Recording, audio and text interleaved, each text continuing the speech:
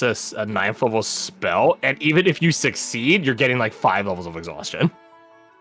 Yeah, okay, let's see. DC 10 plus level Alright, now I'm equal to the spell's level. Half. So a 5th level wouldn't outright kill me if I failed. Fred, what are you gonna do?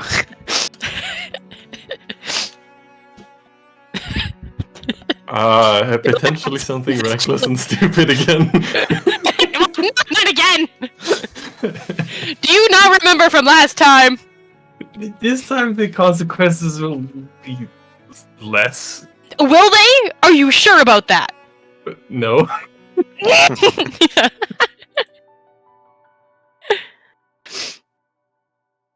have this crazy thought. You have too many of those. You have too many of those. You know what? No more thought privilege for you. Hand it over. Give it. Give it. There we go. You get back when you learn to behave. I'll be right back.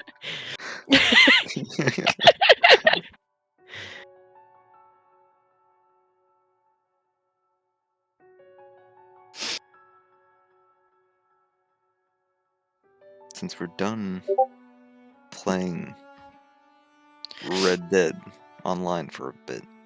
Are we? I mean, seems like we move on to Monster Hunter. We had for a bit. Had. Yeah, we haven't played it in the past little while. What's the... To be fair, my computer's like broken. Otherwise I would have annoyed the shit out of you trying to get you to play it with me. What's the new hot topic game? Shadow of Doubt. No, I'm kidding. I don't know that one. Wait, you don't play with a controller? For Monster Hunter and stuff? For Monster Hunter, for Red Dead? Yeah, I do. Yeah, I do, but the problem was that my keyboard was putting in random inputs. Oh, is it still doing that even if you have the... It did. And then at some point, part of the controller stopped working. I don't remember who was in a call with me. I think it was Fred. But I couldn't open the menu to leave the game. That was the only button that didn't work. And I was like, fuck that. I'm not going to try and progress and then not be able to save it at all. Well, for which game? Monster Hunter World. That's the only one I tried playing. But in any case, welcome back. I have this potentially reckless and stupid idea. Oh, no. You know, I don't know if you heard. Remember when you used to be the temperate one? Yeah, I remember.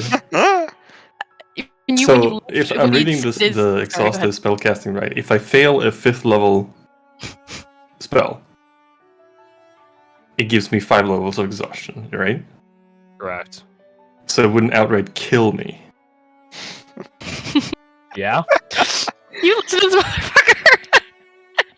Okay. No, not okay. It's bad. Whatever you think is bad.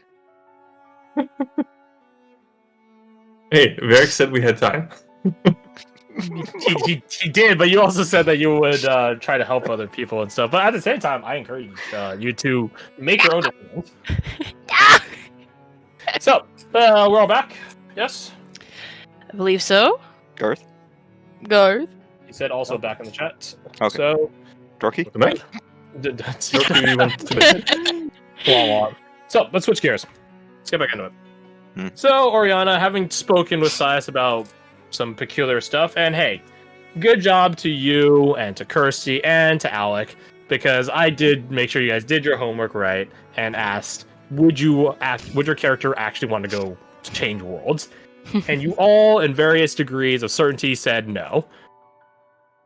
If any of you said yes, that would have been a twisted awakening right then and there. Because that's what the homework was. You weren't supposed to make a world that sounded perfect to your character. You had to have something that would keep them here. Some reason. Some anchor. Well, Alex specifically was just like, it's not good. It's not as good as you. It's like, why would he ever want to give up how cool Alessander is? Well, there's nothing wrong with that, yeah. Alessander thinks Alessander is really cool. I think both Alessanders I propose are pretty cool in their own right. Mm-hmm. So, you head inside, and when you enter into the kitchen, you see Rickard and Roderick, the R&R crew. conversing with one another. Ingrid is doing a rather extensive preparation for some sort of drink. You think it's tea, but you're not quite certain. And also, Silas's family is here, and Harper is like, "Do I know you?" like he's also like, "I feel like we met somewhere." To you, it seems like I don't know. It just seems. I don't know. So yeah, you catch them like talking to one another about like, where could we have met? Like, cause they're like, cool yeah, guy. Yeah, you too. Yeah, like we know. Like I feel like I recognize your face from somewhere, and that is something of a Heartlandic thing of not of meeting people. Well, yes, meeting people, but in general, Heartlanders tend to be better with facial recognition. It's like I don't know. A racial stereotype, a location, a regional stereotype, I guess. I don't know. Like, yeah, so when a Heartlander says, like, I feel like I know you from somewhere, it's not because a lot of people go through the Heartlands. That is slightly true, or relevant, rather. But it's more also that they just have pretty good memories when it comes to facial or social stuff. Something. Of course, the cultural social people have better social sense. Something. So you're walking on that. You see Anushka and Miles trying to figure out technology to varying degrees. But you also see America and Lana conversing with one another over a tea. Why just have Oriana be weird? She just sits over there. No, she's gonna. No, that's fucking weird. There's so many different things that it's like, this is interesting, but it's like, no, I'm going to have to ignore all these because she actually wants to sit down with Lana. She doesn't have anything in specific to talk about. She just knows that, like, hey, I should probably spend time with them, considering we're not going to have a lot of time to spend together. Yeah, it's actually interesting you mention that, because they actually are talking about your, like, respective groups' like, steps forward. Because America was around when the Free Marchers were talking with Varric and Vaso and stuff like that. But now it's just her and Lonin. So, it's a bit more personable, rather. So you enter in on the conversation, and obviously, like, you're not trying to keep yourself like stealthy or anything. So London like spots you and does like a, hey, come over, sort of, not like a come here sort of Mortal Kombat thing, but like just come on over. Rope dart flies out. Come here, get over here. Yeah, no, it's not that. A rope dart would be over here. I think I would. Work on. That's yeah, you come over and you sit down. Thank you. Mm. So, I hope things went well with Silas. I guess I'll. They looked like they had a rather soon. particular sense of purpose, so, which isn't the rarest thing for Silas, but it does make one wonder. It's alien, and considering everything that's been happening recently, concerning, but they weren't telling me what was happening in specific, so I guess I'll find out soon or something. You'll just simply have to trust Silas then. And Silas hasn't been pranking recently, so I would only hope that they're maturing.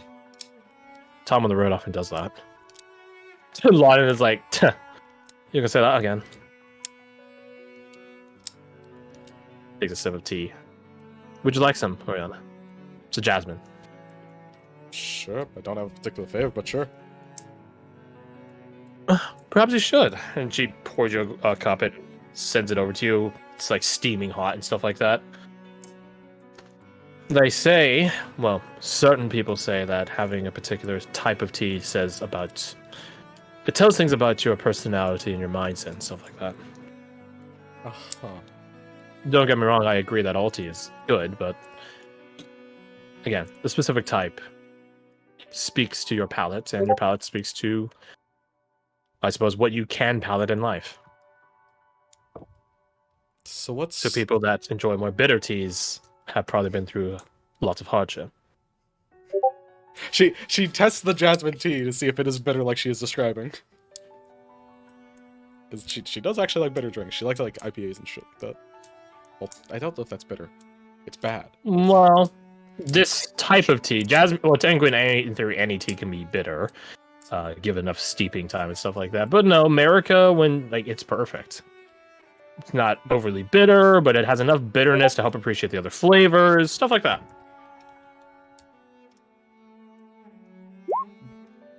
Just nods in appreciation.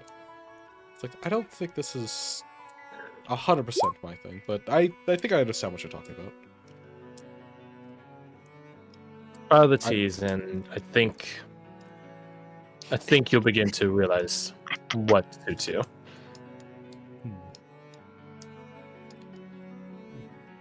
So what were you two talking about, anyways? We're talking about what our groups are doing going forward. Sounds like you all have a pretty busy plate. It only seems to get busier. As Amber would say, something always comes up. And I can't fault her for saying that. She pours herself another topped up hot cup. Well, she's not wrong. No, she's not wrong, and I suppose that's what makes it a bit all the more unbearable.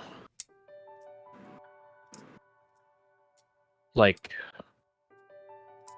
if you were a parent, how would you tell your child that you can't make it to some big event of theirs? Something came up. It's the truth, but that doesn't mean it's any better. Not to the child. And certainly not to you having to deliver bad news unto your own child. So, takes a sip of the tea. So that's just the way it is. Lana is staring at Mariko as if like Mariko grew a third arm or something, and then turns her attention to you, Oriana. What? Holy shit! Like, damn. Damn, that's deep. Oriana's has not the same stare, because the analogy kind of doesn't click with her, considering... Yeah, you don't know what being a parent or a child is like. Like, I could guarantee Scabola never missed a single important thing to Oriana, because Scabola was probably the one telling her to go to the thing, you know? As well as nice parents are a rarity, so she's... I think she's trying to understand it, but it's not connecting. It's not, like, fully connecting for her. She's like... Looks over to Lana and just kind of, like, lightly shrugs, like, So, what are the Free March's plans? I don't really know. I know we're thinking about venturing back into the Feywilds, but we want to deal with all this, and then also Silas sent a sending spell at us and gestures around. Here we are. I don't really know what our next step is.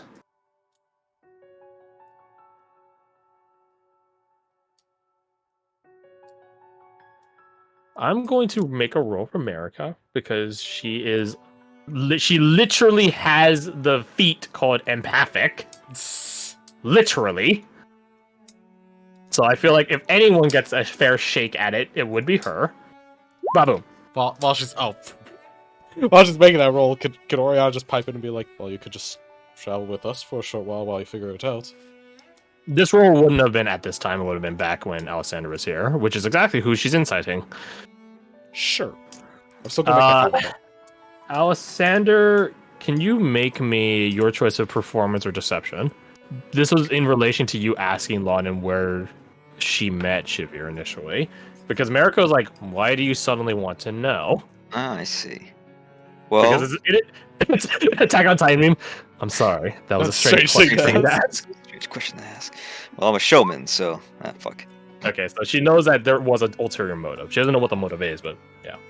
So yeah, Oriana, you mentioned to Launen that you can travel with us, and Launen sips at her tea and sets it down. I appreciate the offer, I really do, but I can't leave them. They mean too much to me. And honestly, they'll probably fucking die without me. I mean, TF will probably be fine. She seems large and in charge. Shivir would definitely be murdered by some random person in the bar, though. I'm not concerned about getting murdered by random folk in the middle of the streets or something. I'm more concerned about the things they're trying to go up against. Archfey aren't known for playing nice. Or playing by the rules. They're typically known for making their own.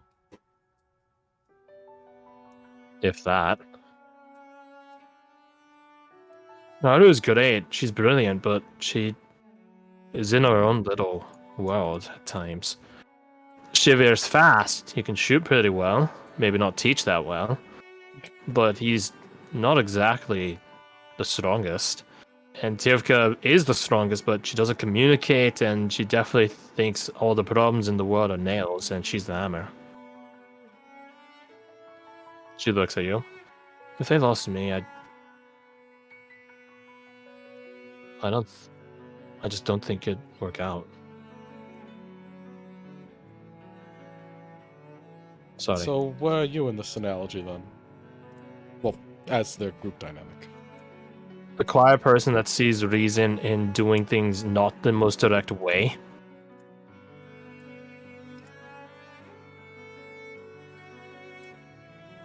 Although I suppose they call me too cowardly at times, but I'm alive, aren't I?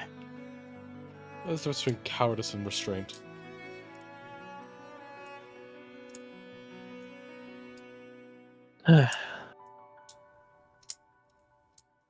Again, I appreciate the offer, but I just can't take you up on it.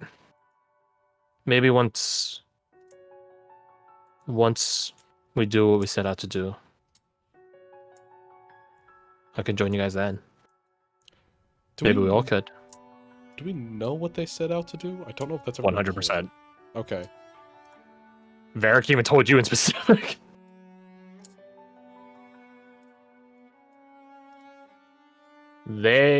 Shivir and Tirvka are out to kill the first Fae. Lonin, per Varric's attribution, is looking to get revenge on a hag integral to Lonin's past.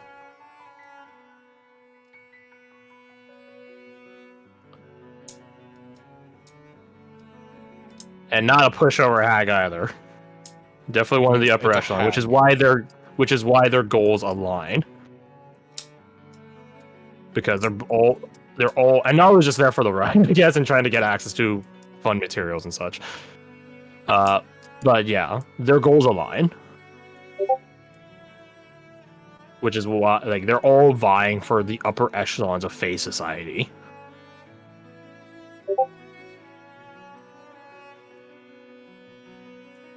So, just kill the first Fae.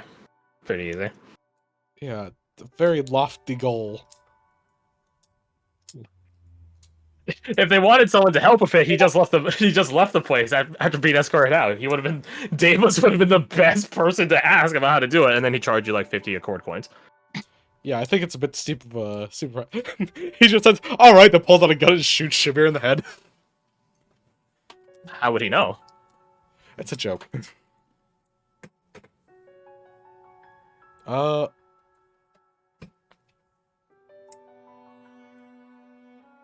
I don't know what the conversation was anymore.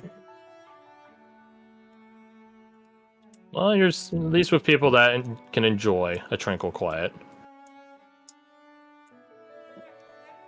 America enjoys her tea, as does Lonin, as they both contemplate things.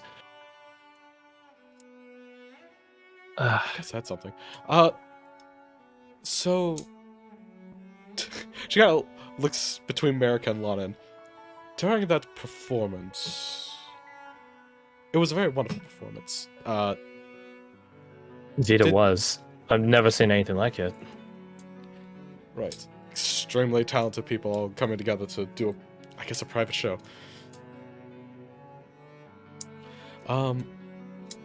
Did you notice anything odd? Not with the performance, but with the audience. She's kind of hoping that Erica's kind of like picking up on what Erica? she's mentioning. Erica. Fucking America. There. I mean, she 100% did, but she's not going to say anything about it. She, sips at her tea and raises an eyebrow. She's sipping it, and then her gaze goes from you to Lonin. And luckily, Lonin's facing you, so... Not really. Honestly, I wasn't really paying attention to anyone else in the audience. I was more of enjoying the performance. Huh.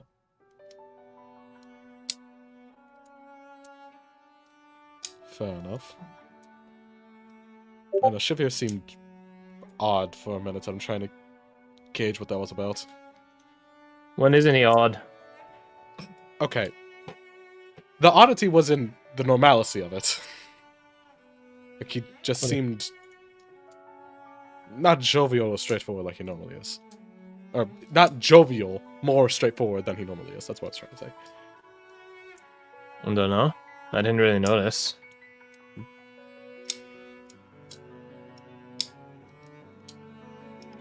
Maybe the song just spoke to him. I don't really buy too much into Shivir's past or Naru's or Tirfka's.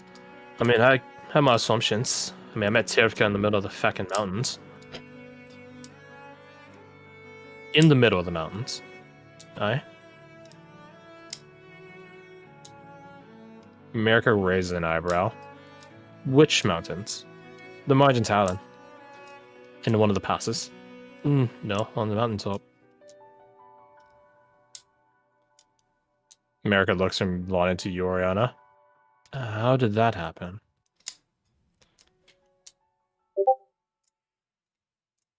Lana goes quiet.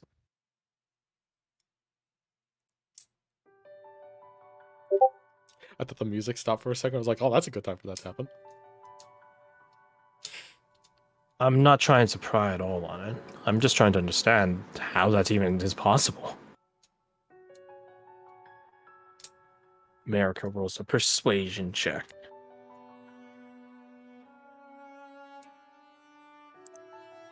Fuck! Pain. And there's no key version of magical guidance, I don't think, so... I don't really see how it's relevant to you. Understand.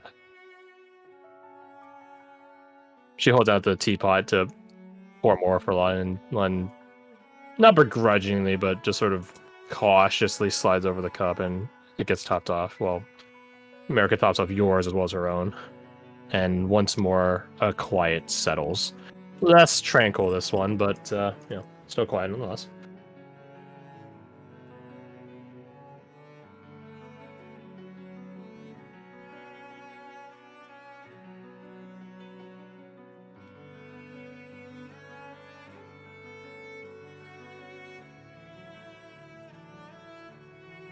Calm and quiet. In the background, Ingrid is making whatever concoction she's fucking making. Whatever it is, it takes multiple containers, utensils, etc. So a lot of clinking and clanking is happening in the background. She just starts throwing shit around. She's not actually making anything. Yeah, this is where I would just be like, and then they just make small talk. We'd cut someone else, but it's also a point of like, small talk is kind of the scene right now, so it's like, If you don't want to talk a lot, you don't have to. I want them to interact, I just don't know what to say. And there's other things I also wanted to do, but I don't want to ditch London again, because I feel like they're probably getting very annoyed at me leaving every 2 seconds.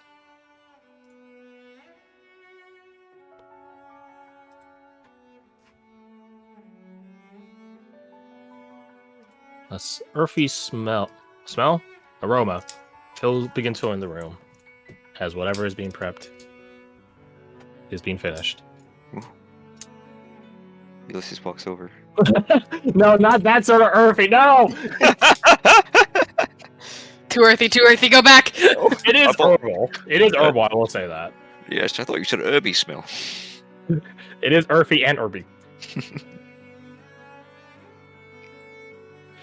He walks over. What is it? Oh my bad. I forgot you can't control. Nope.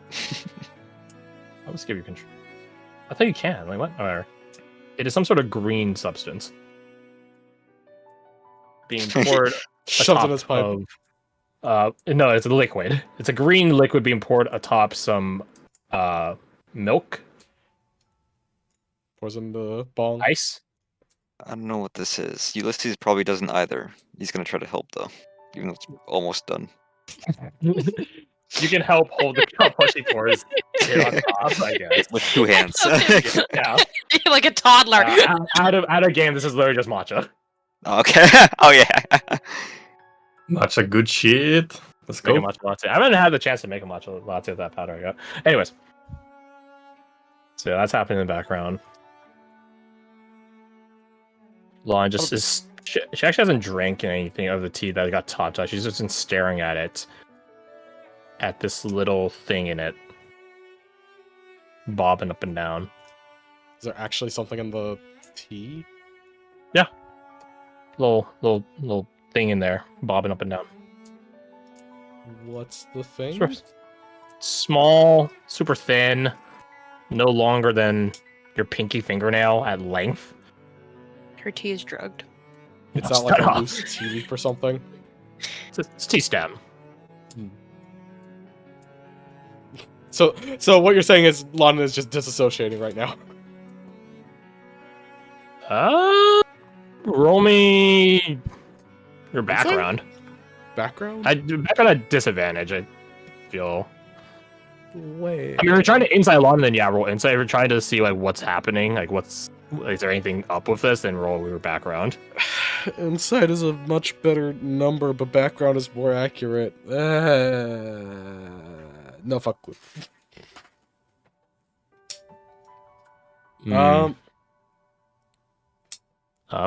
Yes. I don't know.